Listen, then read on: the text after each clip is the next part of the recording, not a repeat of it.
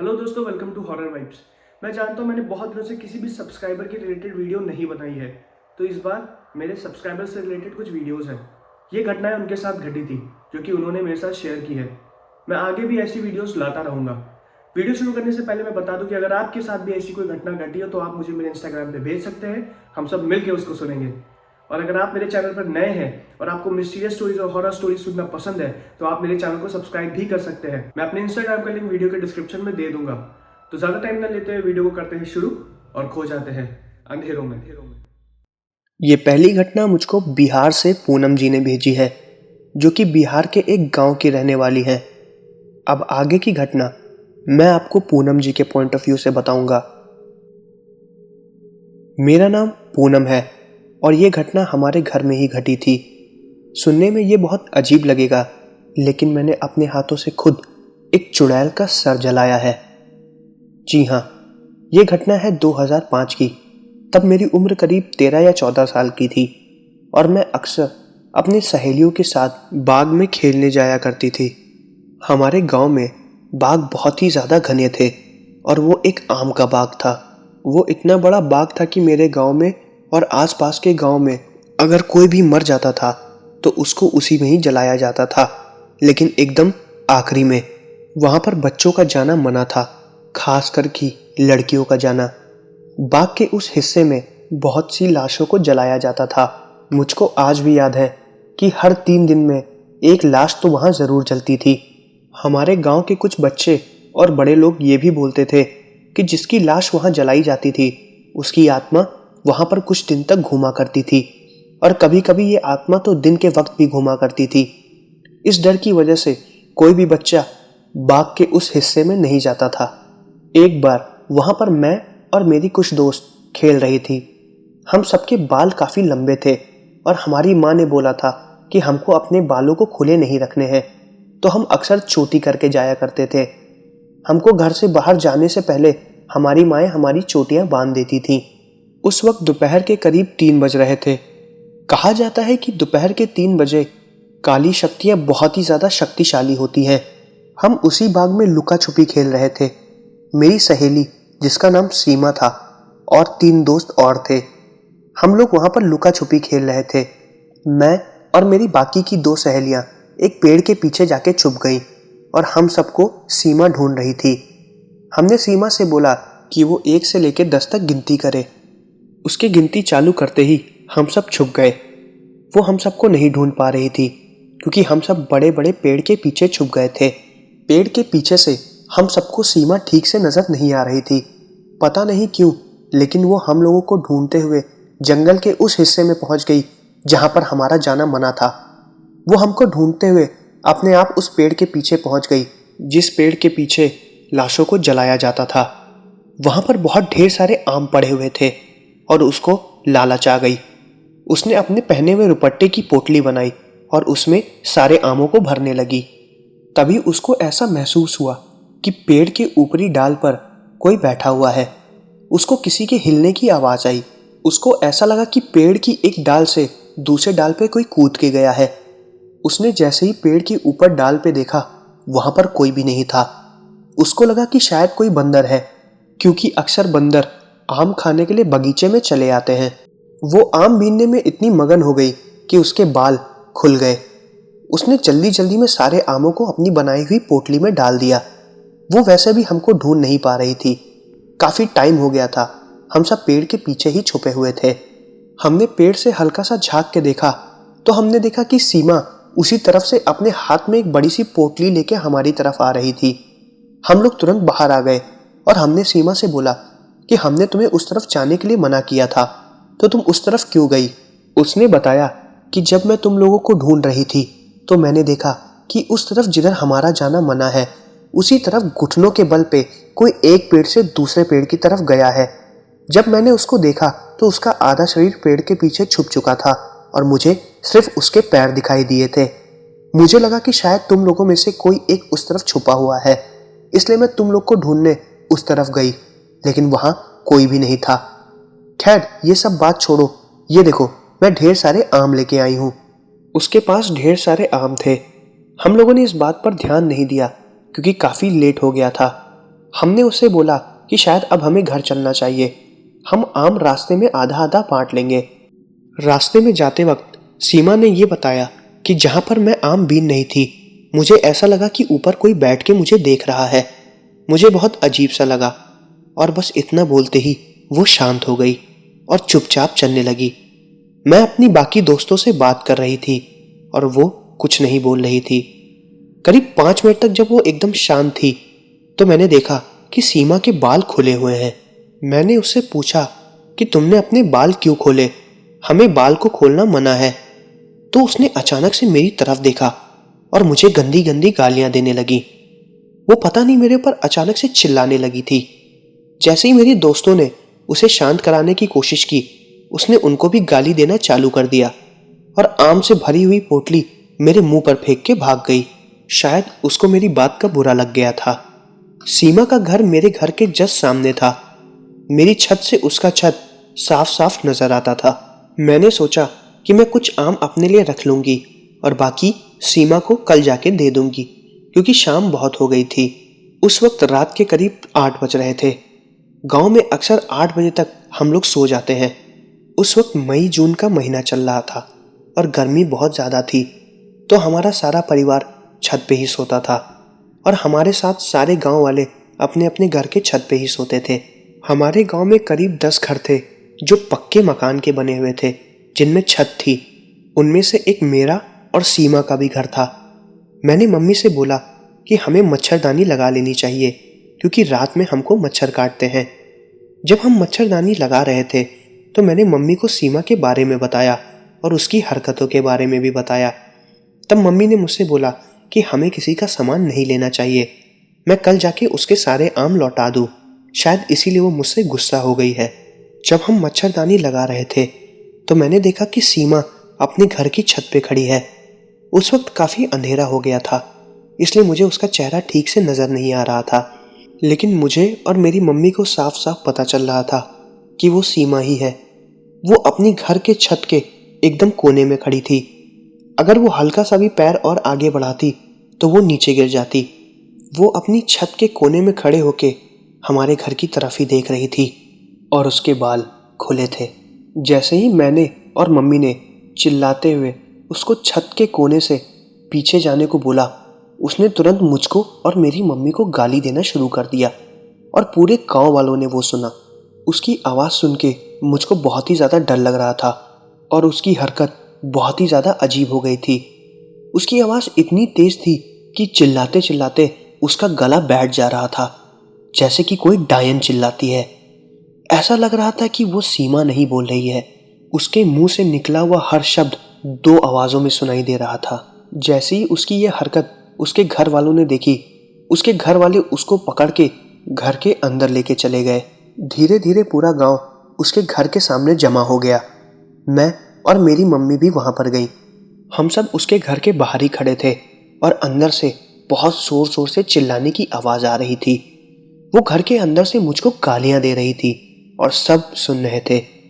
जैसे ही मेरी मम्मी ने पूछा कि ये ऐसी हरकतें क्यों कर रही है, तब मैंने उनको सुबह बाग में घटी वो बात बताई। मैंने मम्मी से बताया शायद वहां पर उसको किसी भूत ने पकड़ लिया है, और ये बात सच थी। सीमा की वो हालत देख के मैं बहुत ही ज़्यादा डर गई थी। उसने अपनी आंखें इतनी बड़ी कर ली थी जैसे कि वो अभी उसके चेहरे से निकल के बाहर आ जाएगी, और वो मुझे को देख रही थी और मुझे गंदी गंदी गालियां दे रही थी। मैं उसकी उस आवाज़ से और उसकी आंखों से इतना डर गई थी कि मैं कांप रही थी। उसको देख के ये साफ साफ पता चल रहा था कि उसके अंदर किसी डायन की आत्मा चली गई है। वो बस मुझको मारना चाह रही थी और मुझे भी नहीं पता कि वो ऐसा क्यों करना चाह रही थी।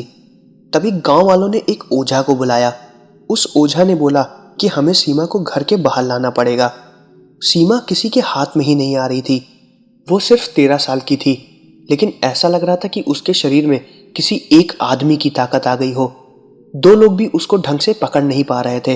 वो अपने आप को छुड़ाने की कोशिश कर रही थी।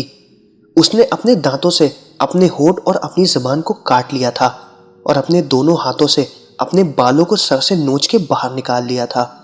वो इतनी ज़्यादा एग्रेसिव हो गई थी। कुछ देर के लिए तो वो ओझा भी उससे बहुत ज़्यादा डर गए थे। सीमा के बड़े भाई और पापा ने जब सीमा का हाथ पकड़ा तो ओझा सीमा के कान में कोई मंत्र फूंकने जा रहा था और तभी सीमा ने उसके गले पे नोच लिया। ओझा बहुत ही ज्यादा डर गया था और उसने बोला कि ये मुझसे संभल नहीं पाएगी। तभी उस ओझा के जानने में एक तांत्रिक थे, उसने उसको बुलाया। तांत्रिक जैसे ही सीमा के पास आया वो उसको देखने लगा और सीमा उस तांत्रिक को और मुझे और जोर जोर से गालियां देने लगी। तभी उस तांत्रिक ने कोई पानी सीमा के ऊपर छिड़का और कुछ मंत्र बोले, जिसकी वजह से वो थोड़ा बहुत शांत हो गई। और तब उस तांत्रिक ने उससे पूछा कि तुम कौन हो और क्या चाहती हो। तब सीमा ने मेरी तरफ अपने हाथों से इशारा करते हुए और मेरा नाम लेते हुए बोला कि ये लड़की मेरे आम लेके आई है और उसमें मेरी खोपड़ी भी है, मुझे मेरे आम और मेरी खोपड़ी वापस चाहिए। जब उसने ये सबके सामने बोला तो मैं रोने लगी। तब उस तांत्रिक ने मेरी माँ से बोला कि तुम इसके आम वापस कर दो। मैं अपनी मम्मी के साथ ही थी, मैंने उनको बिल्कुल भी नहीं छोड़ा। मैं घर के अंदर जाके उस पोटली को उठा के बाहर लाई और सीमा और उस तांत्रिक के सामने पटक दिया। तांत्रिक ने जब उस पोटली को खोला तो उसके अंदर ढेर सारे आम थे और एक इंसान की खोपड़ी थी। तब तांत्रिक ने बताया कि जब इसका क्रियाक्रम हो रहा था तब इसका पूरा शरीर तो जल गया लेकिन इसकी खोपड़ी नहीं जली और इसका कपाल क्रिया नहीं हुआ है। कपाल क्रिया एक विधि होती है जिसमें मुर्दे को जलाने के बाद उसके सर को एक लकड़ी से तोड़ा जाता है ताकि उसकी आत्मा सर के रास्ते बाहर निकल जाए, और उसका सर पूरी तरीके से नहीं जला था। शायद इसीलिए उस चुड़ैल या उस डायन की आत्मा भटक रही थी। तभी उस तांत्रिक ने सीमा से बोला कि हम तुम्हारे आम और तुम्हारी खोपड़ी को उसी जगह जाके रख देंगे और तुम इस लड़की के शरीर को छोड़ के चली जाओ। लेकिन वो नहीं मान रही थी, वो बस इसी जिद पे तुली हुई थी कि वो मुझे मार डालेगी। तांत्रिक के इतना बोलने पर जब उसने बात नहीं मानी तो उसके सामने ही तांत्रिक ने आग जलाई और मुझसे उस खोपड़ी को आग में डालने के लिए बोला। मेरी माँ इस विधि के लिए मना कर रही थी, लेकिन तभी उस तांत्रिक ने बोला कि अगर आपकी बेटी के हाथ के द्वारा इस खोपड़ी को ना जलाया गया तो शायद ये पूरी जिंदगी आपकी बेटी का पीछा करती रहे।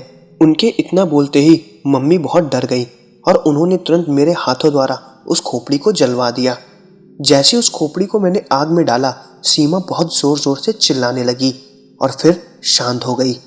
उसके चिल्लाते ही मैं भी बहुत जोर से चिल्लाने लगी और रोते हुए अपने घर के अंदर भाग गई।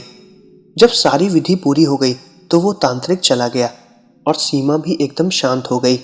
उसके बाद सीमा को डॉक्टर के पास ले जाया गया क्योंकि उसने अपने हाथों को और अपने होठों को बहुत ही बुरी तरीके से काट रखा था।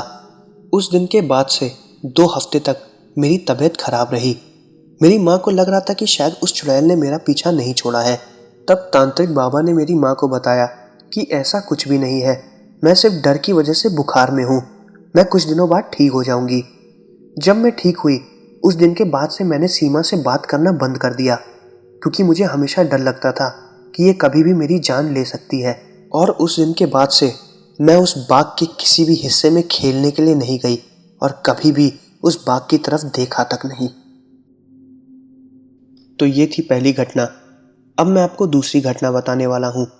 ये दूसरी घटना मुझको झारखंड से भेजी गई है। झारखंड में एक जगह है जिसका नाम है रामनगर। ये घटना मुझको वहीं से ही भेजी गई है। ये घटना मुझे लेखपाल जी ने भेजी है और उन्होंने ये भी बताया है कि ये घटना उनके और उनके दोस्तों के साथ 2003 में घटी थी।